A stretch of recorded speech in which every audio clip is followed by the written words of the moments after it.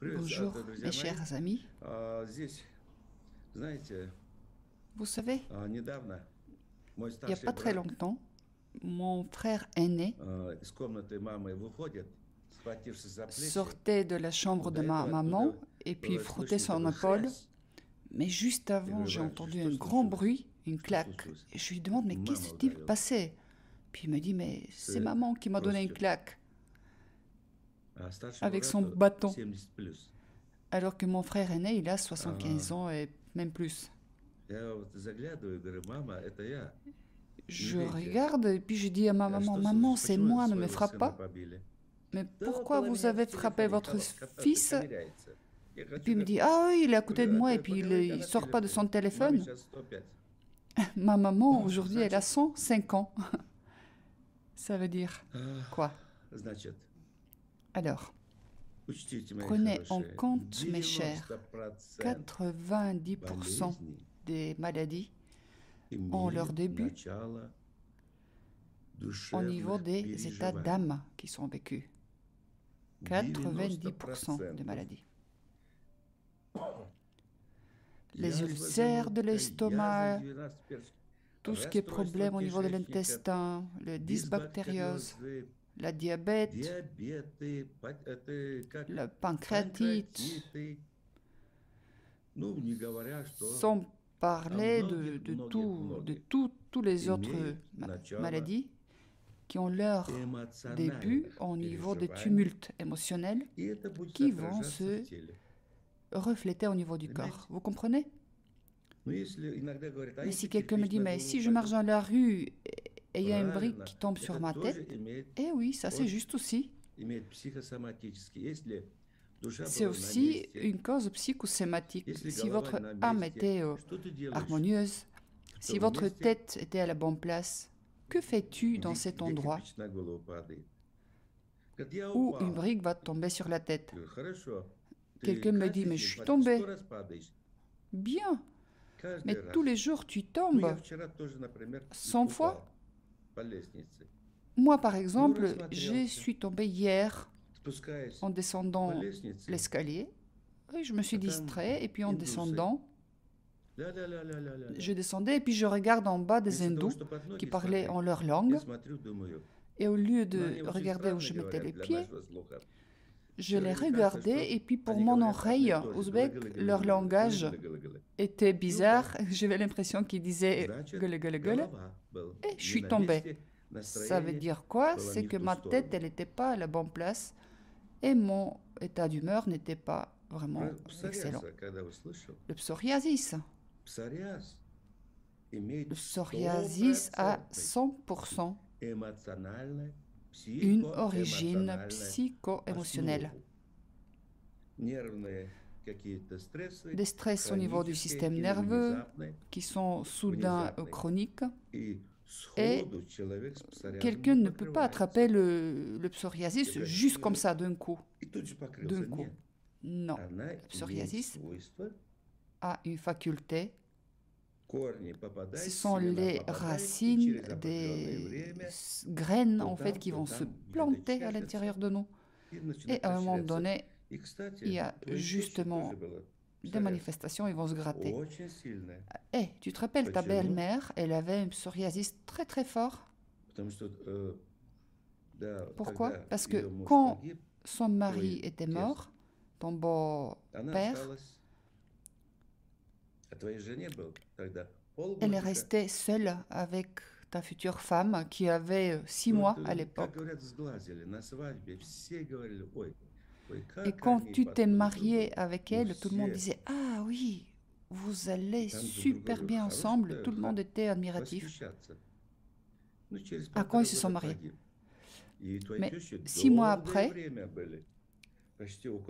son mari est mort et ta belle-mère, pendant 10 ans, avait un psoriasis très fort au niveau des genoux, au niveau des coudes. Et j'ai dû m'engueuler fortement avec elle, mais vraiment de façon sévère.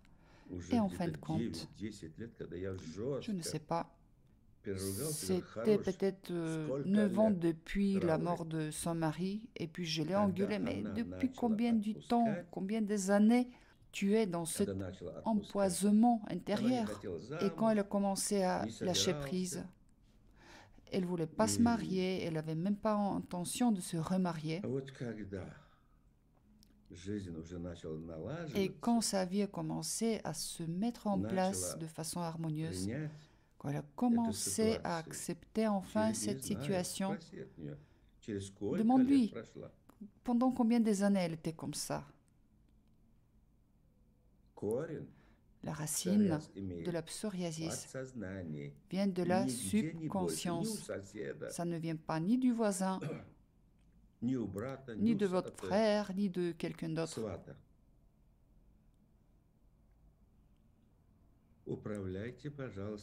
Maîtrisez vos états d'humeur, s'il vous plaît. Et ça, c'est facile.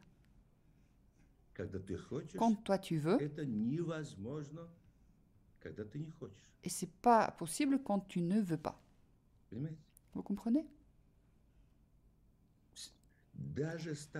Même pendant la vieillesse ou pendant la jeunesse, ont quand même un lien direct avec notre état d'humeur. Comment il faut dire, c'est quoi la forme masculine de mégère? Si toi es mégère, et en tout tu vois que le pire, que tu vois tout en gris, et entre autres choses, cette côté gris va aussi émaner de ton visage. Et il y a plein de gens qui ne te voient plus si tu es comme ça.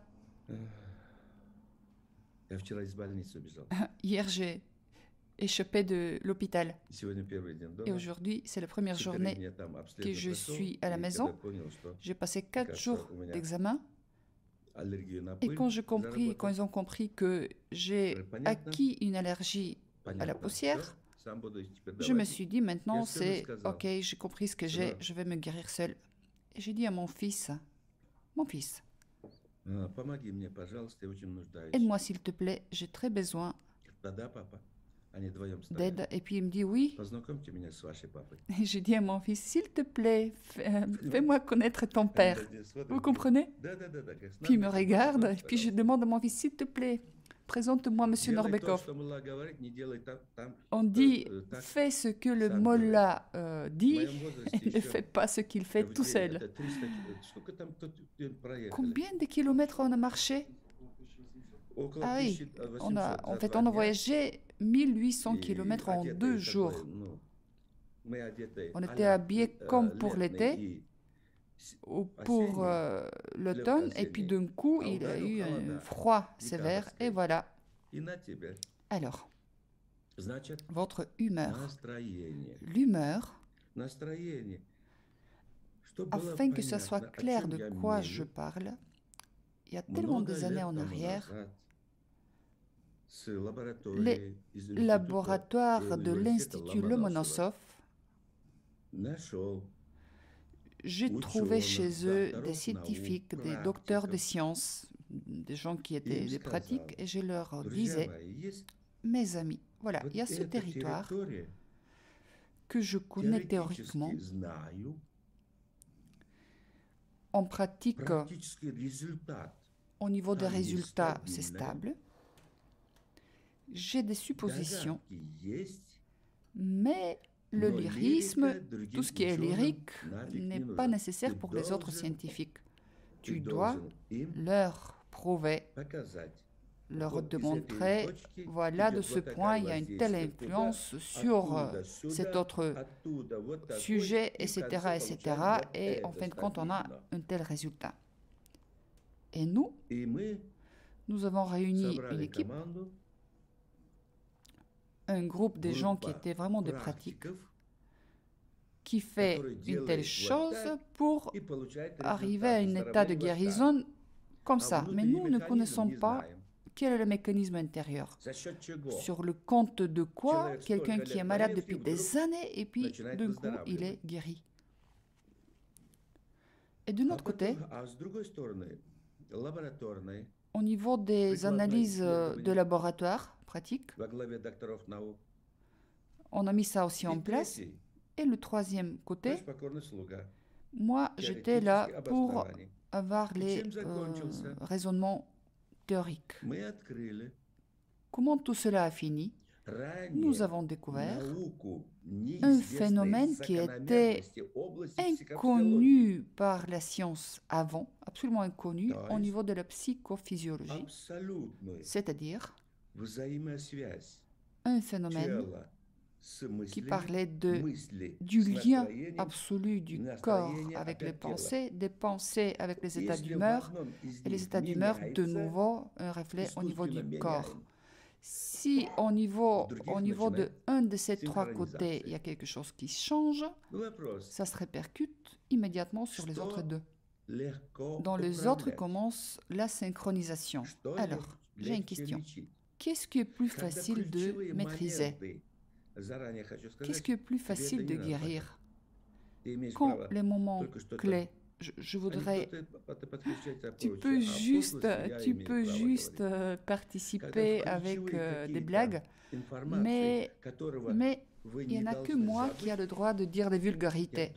Quand il y a des moments clés au niveau de l'information que vous ne devez absolument pas oublier, très très souvent, je dis quelque chose de vulgaire.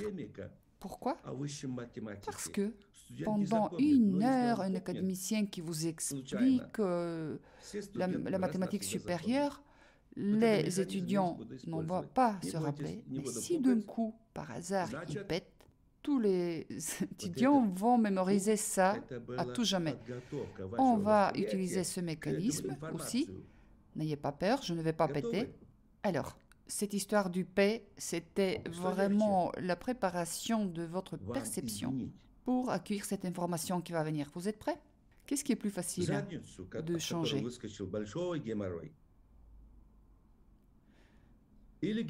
Votre derrière duquel est sorti un grand hémorroïde, ou l'hémorroïde est plutôt son reflet qui se trouve au niveau de votre tête sous forme de point de vue. Quand vous dites « ceux-là sont des salauds, ma vie ne s'est pas déroulée bien, ils sont tous méchants, etc. etc. » Ou est-ce plus facile de changer votre état d'humeur? Et entre autres choses, je parle du même hémorroïde, mais qu'on peut regarder à partir de 3 points de vue. Qu'est-ce qui est plus facile de changer? Excusez-moi, mais il n'y a pas une boutique où vous pouvez acheter des pièces de rechange. Vous entrez dans une boutique et vous dites « Excusez-moi, j'ai mon derrière qui ne fonctionne pas. » Et on vous dit « Attendez un tout petit peu. » Et puis on vous offre un derrière qui est tout jeune, tout frais, sans hémorroïde. C'est plus facile de changer vos points de vue, la façon dont vous voyez la vie. Ça, c'est très difficile, et surtout quand votre humeur, elle est dans les chaussettes. Et pour cela, vous êtes en train de regarder comme un bouc absolu. Et vous savez, tout est logique, tout est probable, toutes les pensées sont bien rangées dans les cases, et votre femme, vous dites qu'elle a déjà dépassé l'état de sorcière, et vous continuez vers l'avant, et tout est bien argumenté. L'humeur, si elle est superbe, alors vous allez être en joie parce que votre femme, c'est une salope. Si elle est vraiment vilaine, vous pouvez encore être en bonne humeur. Votre centre émotionnel, c'est un idiot. Si vous gardez le visage comme ça, comme si vous étiez en joie, simplement vous souriez comme ça, vous voyez, moi je souris et puis je vous dis, mais est-ce que vous comprenez de quoi je vous parle? Alors, mes pensées et mon état d'humeur ne sont pas adéquats. Mais Quand je commence à sourire, vous savez, le centre d'équilibre au niveau de la tête commence tout de suite à me proposer quelque chose de drôle qui ressort de ma conscience. Il faut se changer. Alors, à partir de ces pensées, humeurs qui sont vraiment gérables de façon artificielle et la façon dont on voit aussi les choses, on peut modifier artificiellement. Sur le compte de cela, nous avons obtenu, nous continuons à obtenir et j'espère que dans le futur, nous obtiendrons encore des résultats.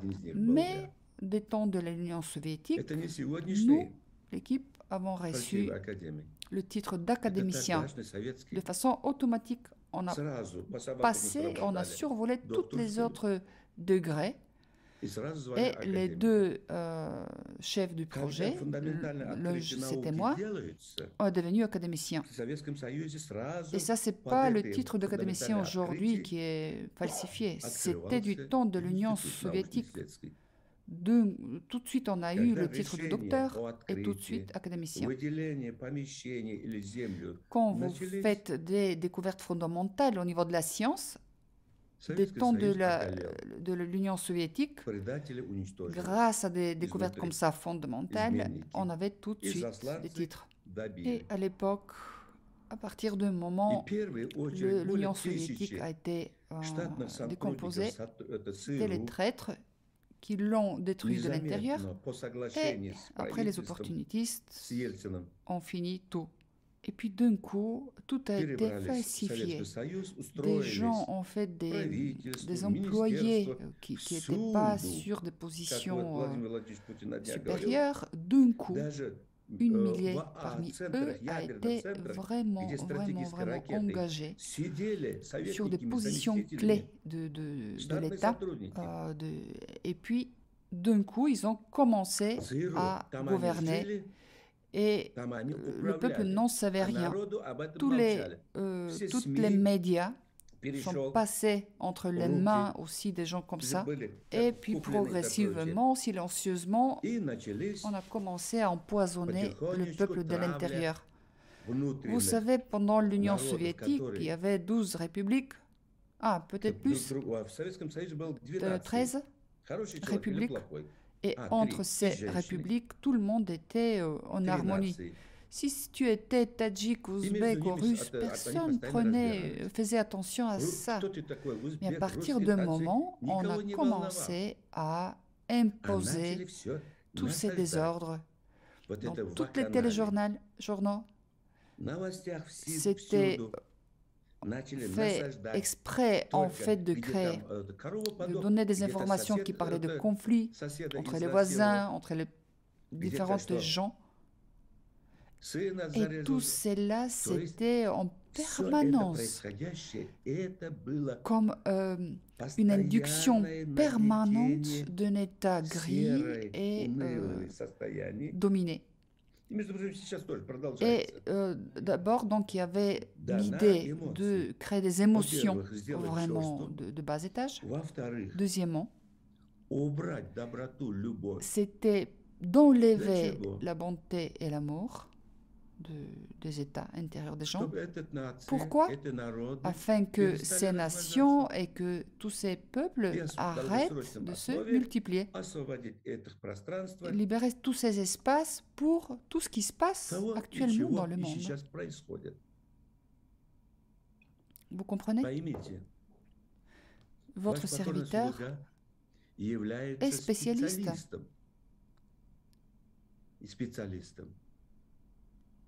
Dans le domaine des émotions. Quelles sont les possibilités des émotions? Sur quelle partie de la vie humaine vont se refléter? Quelles vont être les conséquences? Nous continuons à étudier ce domaine. Maintenant, la naissance est retardée alors que la mortalité est augmentée.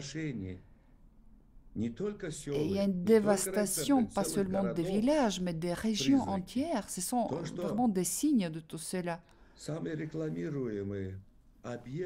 Et aujourd'hui, quelque chose de très moderne, ce sont les SPA et les maisons de retraite, toutes les crèches.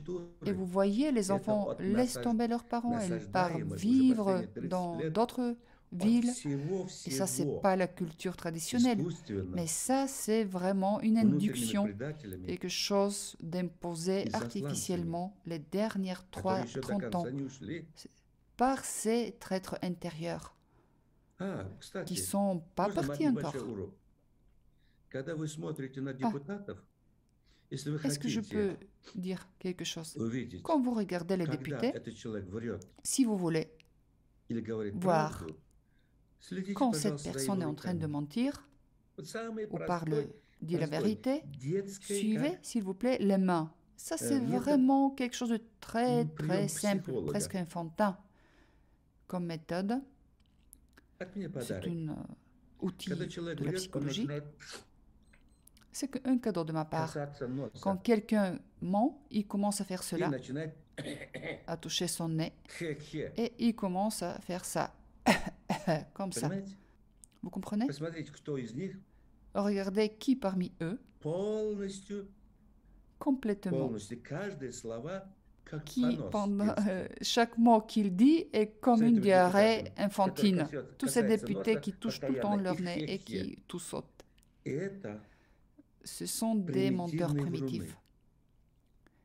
Vous comprenez, vous demandez, ah, Norbekov, il est parti vraiment d'à côté, il nous raconte des trucs de la politique. Mais non, mes chers, je vous parle de vous.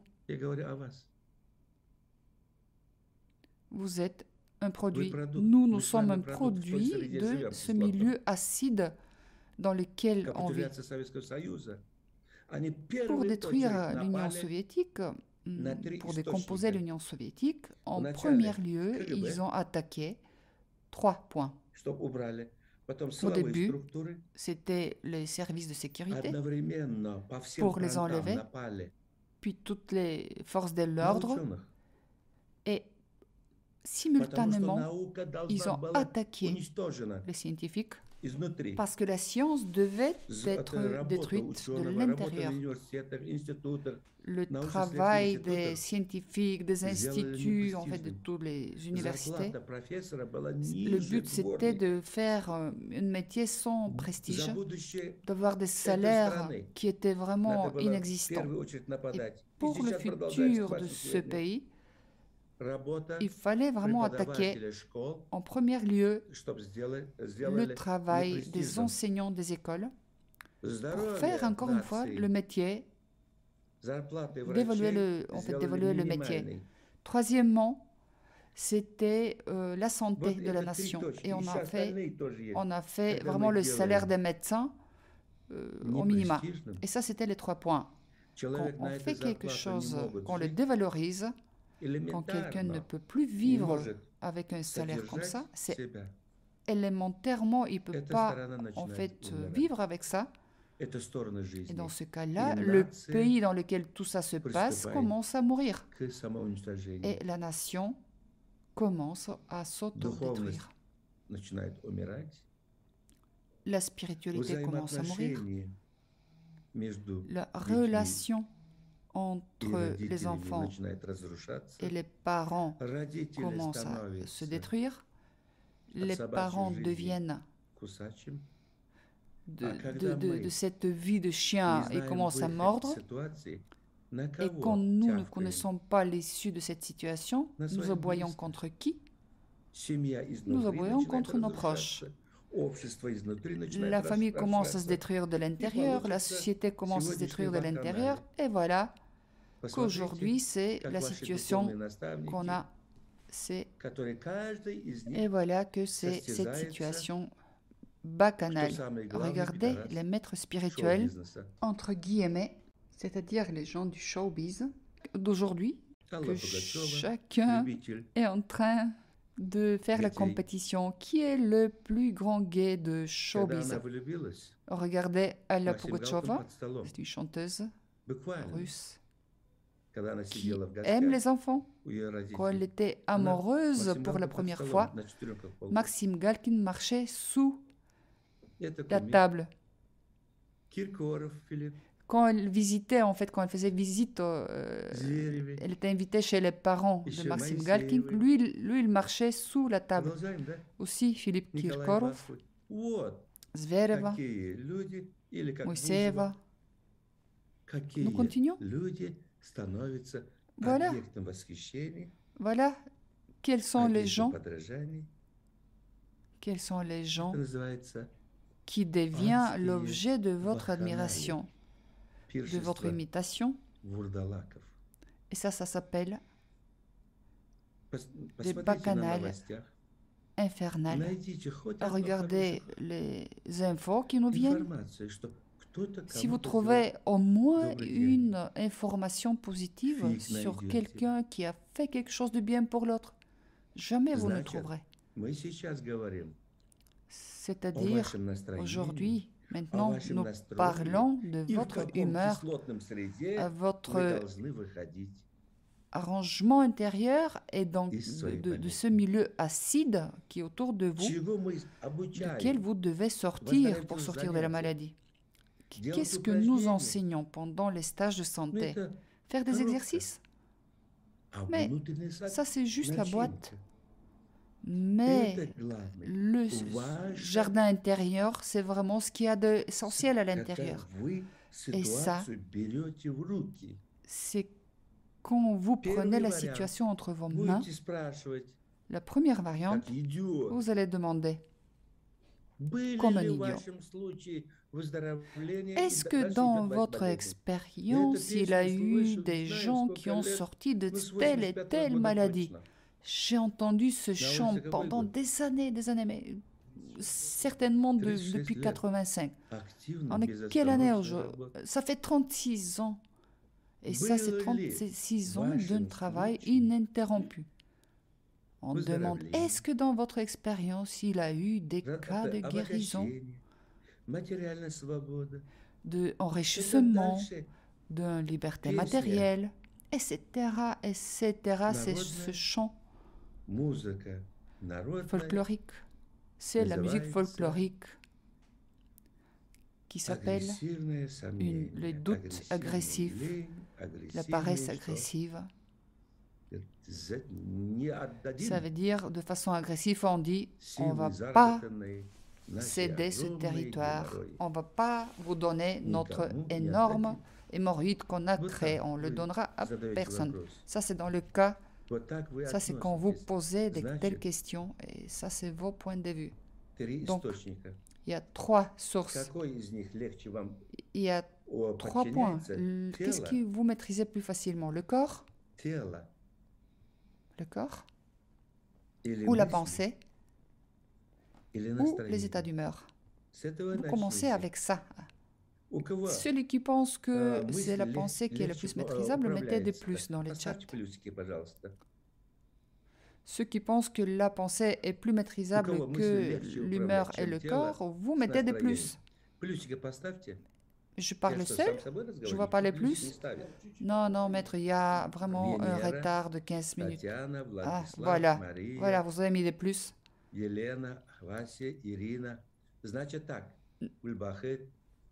Ne mettez pas les plus, ne mettez pas les plus. Je viens de poser la question. Vous êtes des stupides, vous n'avez rien compris. Vous êtes mes collègues, je suis un stupide et vous faites comme moi. Je posais la question. C'est comme si j'avais posé la question, mais qui est stupide? Mettez le plus et vous avez mis le plus. Maîtriser les pensées, c'est le plus difficile parce que votre tête, c'est comme la salle d'attente d'une gare où les gens passent en permanence, la foule passe. Essayez de dire à tout le monde, écarte-toi, ne passe pas par là. C'est pas possible d'arrêter tout le monde. Les pensées, n'essayez même pas de les maîtriser. Ce sont les pensées qui nous dirigent, qui nous maîtrisent. Nous allons nous appuyer sur 2 points. Qu'est-ce qui est plus facile? À travers le corps, créer, voilà, cette face souriante, ou l'humeur, c'est plus facile d'améliorer. Celui qui pense que c'est difficile à travers le corps, mettez des plus dans le chat. Qui pense que c'est difficile à travers le corps? Non, non, non, arrêtez, arrêtez, ne mettez pas les plus. J'ai essayé de vous piéger une deuxième fois. Voilà, il y a quelqu'un qui est tombé dans le piège. Vladislav, t'es mon collègue. Stupide. Entre autres choses, Vladislav, à travers le corps, en fait, si on arrive, les émotions, ça ressemble un peu aux morves dans le nez. Tantôt on les a, tantôt on les a pas. Mais à travers le corps, il y a le corset musculaire, c'est le plus facile de corriger. Redresser les épaules, tirer l'eau du crâne vers le plafond, bomber un peu la poitrine. Si vous vous étirez vers le plafond, vous allez vous rendre compte que votre nombril théorique qui était votre ventre théorique qui s'appuyait sur les genoux, il commence à revenir vers sa patrie historique, c'est-à-dire que quand vous redressez votre colonne, mais sans vous mettre la tension, c'est juste un léger contrôle. Et d'un coup, votre humeur commence à s'améliorer presque sans rien. Commencez, s'il vous plaît, à partir du corps. Vous savez, depuis ce matin, je n'avais pas envie de faire ce webinaire. Je parle avec mon fils. Je dis à mon fils, mais pourquoi tu aimes cet intérieur? Pourquoi ça c'est gris? Je supporte pas ça. Regardez, derrière, il y en a du bleu, il y en a de l'espace. Vous voyez? Et au lieu de se mettre là, il se met dans ce coin gris et il reste. Il ne veut pas s'asseoir. En fait, il fait ça pour ne pas s'asseoir sur ma propre chaise. Assis-toi, mon fils, assis-toi. Ah, on a presque fini? Vous savez, je vais vous dire mes mots magiques. Allez vous faire ... Si vous ne voulez pas travailler sur vous. Je baisse vos mains et je vous dis un énorme merci, que vous n'êtes pas normaux. Il est 10 heures aujourd'hui. Ah oui, il y a 2 heures de différence horaire. Et vous travaillez sur vous. Seulement des gens anormaux comme nous peuvent changer la vie. Ah, vous savez, regardez de temps en temps dans Facebook, je participe aussi. Et parmi vous, mes chers, parmi vous, se trouvent déjà les membres de notre club. Et ceux qui participent au club, ils ont commencé dans le temps aussi à partir de leur hémorroïde. Oui, ils posaient des questions. Est-ce que je vais guérir ma telle chose? Et je leur parlais avec du sarcasme. Je disais, mais dans ton cas, non. Et ils me demandaient, mais pourquoi? Et je disais, mais parce que toi, parce que là, dans ta question, en fait, j'entends tes doutes. Et j'ai vraiment souffert. J'ai vraiment souffert à chaque fois quand je devais répondre à des questions comme ça. Quand toi, tu aboies comme ça, je comprends tout de suite quelle est ta motivation, sur quoi elle est basée. Je connais tout au moment où tu ouvres la bouche. Est-ce que tu es prêt de vaincre? Si on va tomber ensemble en direction vers l'avant, en direction de tes rêves. Si tu es prêt, on va commencer par ton hémorroïde. Mets ton corps en ordre, mets ton aspect extérieur en ordre, mets tes finances en ordre, etc., etc. Vous savez, des centaines et des milliers des élèves sont sortis parmi vous. Ça, c'est les mêmes que vous regardez aujourd'hui en smoking sur les photos. Il y en avait qui ont commencé leur chemin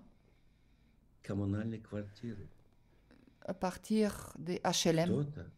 Il y en avait d'autres qui étaient presque des SDF. qui vivait vraiment dans la petite cabine, qui vivait dans la petite cabine où nous avions dans la salle nos appareillages, parce que lui n'avait nulle part où vivre, et puis cette personne était une ivrogne, et aujourd'hui cette même personne a une énorme chaîne de boutiques dans le monde entier. Il y avait aussi ceux qui avaient absolument tout perdu. Il n'y avait pas où vivre et étaient des alcooliques. Sans parler de ceux qui aujourd'hui ont vraiment des affaires pour des milliards de dollars. On a des dizaines, des centaines de personnes comme ça. On a arrêté depuis longtemps à compter combien ils sont. Ce sont des gens qui font partie du premier club qui a été fondé depuis 26 ans. Ils ont commencé exactement du même endroit où vous êtes assis aujourd'hui. Cette derrière sur lequel vous êtes assis, ça c'est vraiment le point de départ vers le succès en tout. Alors le premier examen c'est quoi? Le premier examen qu'on vous fait passer, c'est par rapport au pouls que vous avez au niveau de votre caractère, et ça traite vraiment la récupération, régénération de la santé. Quand avec toutes vos forces, avec tous vos talents, avec tout votre vouloir, vous commencez à vaincre vos problèmes, vous n'imaginez même pas comment ça c'est quelque chose qui attire. Vous commencez vraiment à être impatient de réussir encore quelque chose, encore quelque chose et encore quelque chose. Vous voulez améliorer encore des paramètres dans votre vie. Si vous vous habituez à cette chose qui vous gratouille, là où ça vous gratte, pensez, réfléchissez. Quand je parle des mains qui vous grattent, mais pour la plupart de vous, ce sont les derrière qui vous grattent. Alors, quand l'arrière, le derrière et les mains vous grattent, ça veut dire que vous commencez à marcher vers vos rêves. Et ça veut dire que quelque part, on va se rencontrer sur ce chemin et on va aller plus loin. Le stage de santé, c'est vraiment un examen de soi avec soi. Et ça, fixez-vous des objectifs beaucoup plus hauts. Ne continuez pas à rester juste à vous embêter et puis d'embêter nos enseignants, en fait, qui sont magnifiques et que vous renforcez tout le temps avec vos états d'être. Un jour, j'avais dit à mon fils, tant que tu n'es pas arrivé à mon âge, à 50 ans, continue à mener les stages de santé. Il me demandait même pourquoi. Je lui dis, mais parce que pendant les stages de santé, tu vas rencontrer vraiment le plus. Tu vas rencontrer tous les saints Thomas incrédules, les plus forts qui soient.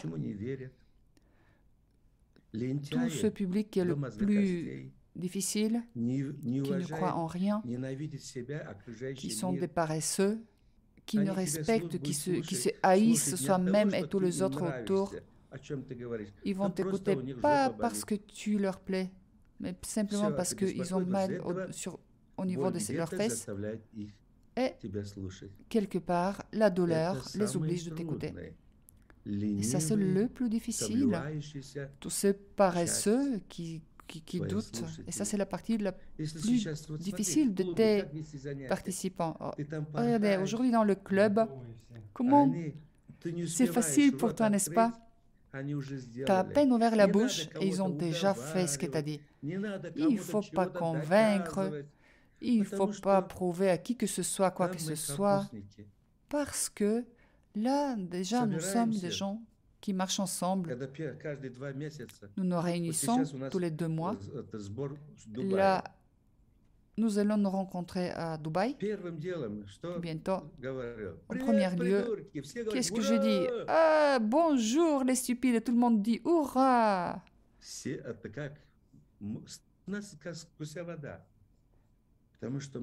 Nous sommes les mêmes.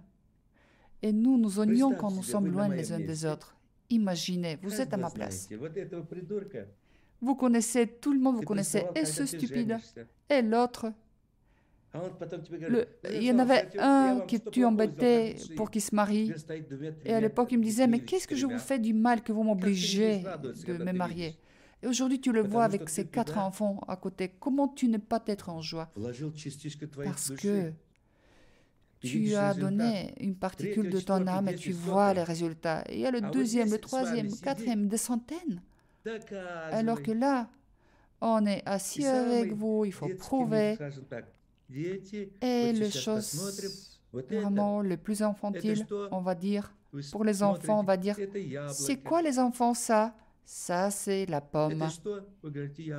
Ça, c'est quoi les enfants? Et ils vont répondre, c'est la pomme. Et ça, c'est quelle lettre? C'est la lettre P. Voilà avec quoi on est en train de s'occuper pendant les stages de santé. Alors, je n'ai pas la patience pour vous, mes chers. Je n'ai pas la patience de prouver quoi que ce soit. Donc, rapidement, mettez-vous en ordre. Maquillez-vous bien, s'il vous plaît. Habillez-vous comme il faut et on va se rencontrer un jour, quelque part. Peut-être on va se rencontrer sur les Maldives. En Maldives? Non, il fait trop chaud en Maldives. Mais après le Nouvel An, peut-être qu'on ira à Dubaï. Mais je ne vous invite pas à Dubaï parce que le club est fermé. Les stages de santé sont ouverts à tous. Si tu viens, c'est bien. Si tu t'en vas, c'est encore mieux. On aura encore une difficulté de moins. Surtout quand j'entends. Pourquoi ça coûte pas si cher? C'est vraiment, vraiment... Aujourd'hui, on fait cette bienfaisance pour 4 roubles. Trouvez-moi d'abord 4 roubles. Est-ce qu'il y a des monnaies comme ça qui font 4 roubles? Ah non, c'est pas 4, c'est 12 roubles et demi. Est-ce que vous avez ça dans la poche? Est-ce qu'il y a des monnaies qui font 12 roubles et demi? Non, même pas. Et d'où on prend les 500 comme taxe? Mais ça, pourquoi on a mis tout de même un prix alors que c'est quelque chose qui est dans la bienfaisance?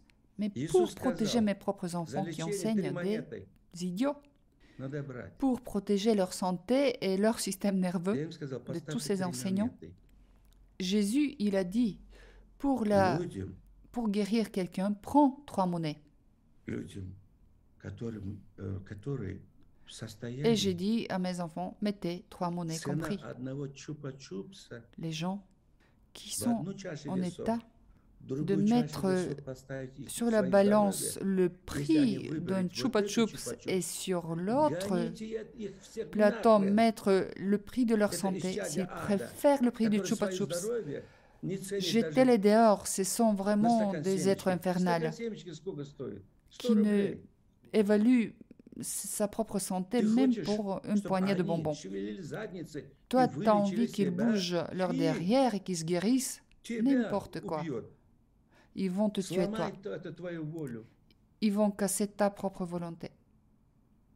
Et je dis, mettez vraiment le prix de quelques caramels. Et après, cet argent, donnez-le à quelqu'un qui en a besoin. Mais mettez tout de même un prix. Mais, même comme ça, pour être vraiment honnête devant Dieu, faites une fois, tous les 2 fois. Faites quelque chose de gratuit. La deuxième fois, faites payant. Mais vraiment pour des prix, petits prix. Et suivez tous ces gens qui ont la richesse, la force dans le derrière, qui vont évaluer leur vie avec le prix d'un Chupa Chups. Peut-être que parmi eux, il aura la future maman heureuse, qui est une vieille fille qui est assise entre tous ceux qui ont les hémorroïdes. Peut-être que parmi eux, il y a des futurs vainqueurs, des futurs participants de notre club. Trouvez-les. Et même si c'était gratuit, pour les gens, c'est difficile. Et entre autres choses, voilà, quand c'est gratuit, la plupart du temps, nous entendons: est-ce que dans votre expérience, il a eu des cas de guérison de telle et telle maladie spéciale? Il y a des gens sérieux qui sont assis, mais des Thomas incrédules, concrets, cherchant à l'intérieur de soi cet aspect de nous qui est en train de douter, mes chers. Il y a toujours cette lutte entre la foi et les doutes, entre la vie et la mort, entre l'activité et la passivité. Toujours. Le côté facile est ce côté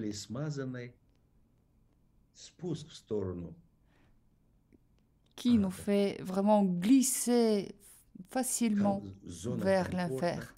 C'est la zone de confort, la zone de toutes les excuses, la zone dans laquelle on trouve toutes les causes. Pourquoi je n'ai pas le temps de pour soi. Tout ça, c'est glisser vers le bas, vers nulle part, vers les enfers. Vous comprenez? Un tout petit peu bouger vos mains, vos pieds, un tout petit peu bouger votre derrière.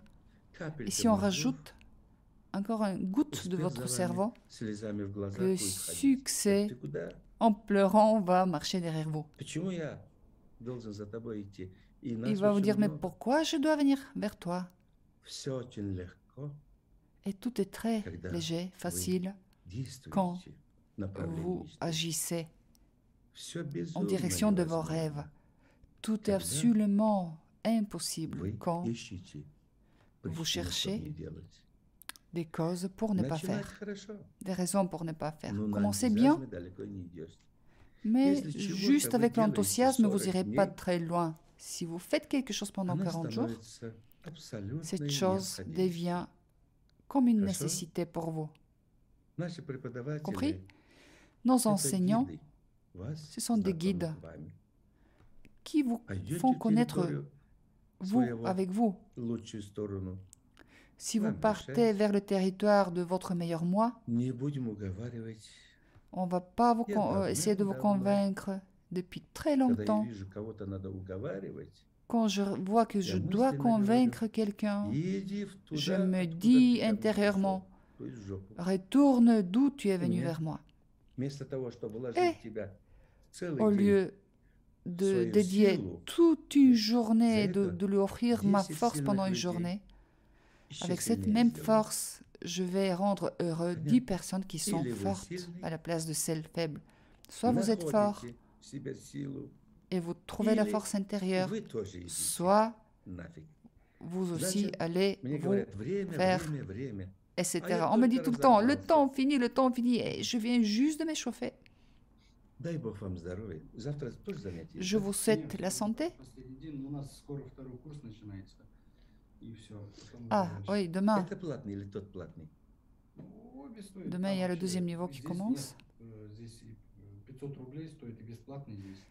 En fait, ils discutent du programme, des stages. Dans le prix. Donc, mes chers, mais bon, c'est bien de rester assis ensemble, mais commencez rapidement à vous mettre en ordre. D'accord? Peut-être qu'on va se rencontrer au Himalaya, qui sait? Peut-être qu'on va marcher ensemble, ou peut-être qu'on va marcher ensemble dans le désert. Nous devions partir en Namibie, si vous regardez l'Afrique, vers le bas, et à la Sud-Afrique, et puis Namibie à côté. Quand nous avions créé ce programme, on se disait qu'on allait parcourir 1000 km, qu'on allait s'arrêter par-ci par-là. C'est un pays vraiment formidable où 15% de la population sont des Allemands et le reste, ce sont des Africains. C'est un mélange très bizarre où les Allemands ressemblent à des Allemands et les Allemands à des Africains et les Africains aux Allemands. Et les routes sont allemandes et la culture aussi. Tout le monde a dit, mais il n'y a plus d'avions. Et puis, l'autre, une fois qu'on a décidé qu'on y allait, on a vu un vol apparaître. Et le jour où on devait y aller, au moment où on a décidé qu'on ne voulait plus y aller, et bien, quelques jours après, il avait cette nouvelle qu'il n'y avait plus d'avion. Donc, peut-être que nous allons nous rencontrer dans quelques jours, ou peut-être qu'on va se rencontrer ailleurs. Si j'écoute mes enfants, ma famille, demain, je devrais être dans la région des Carpates, même au-delà. On m'a dit qu'il y a une super neige. Autour, il y a la forêt, la vallée, dans la région de Turskovets. D'un côté, il y a Karlovy Vary, de l'autre côté, c'est cette autre région. Et je n'ai pas très envie d'y aller. Si j'y vais pas, on va se rencontrer ici, virtuellement. Si j'y vais, on va se rencontrer ailleurs. Mais quoi? Il est temps de s'en aller. Nous avons des mots magiques. On dit, allez vous faire tous. Et ce soir, on se verra encore pendant le webinaire. Merci énormément. On remercie vos parents parce qu'ils vous ont eu. Je vous remercie. Je remercie aussi le Très-Haut. Et je suis le premier qui va me faire quelque part. Merci, merci Karim Norbekov pour toutes ces instructions.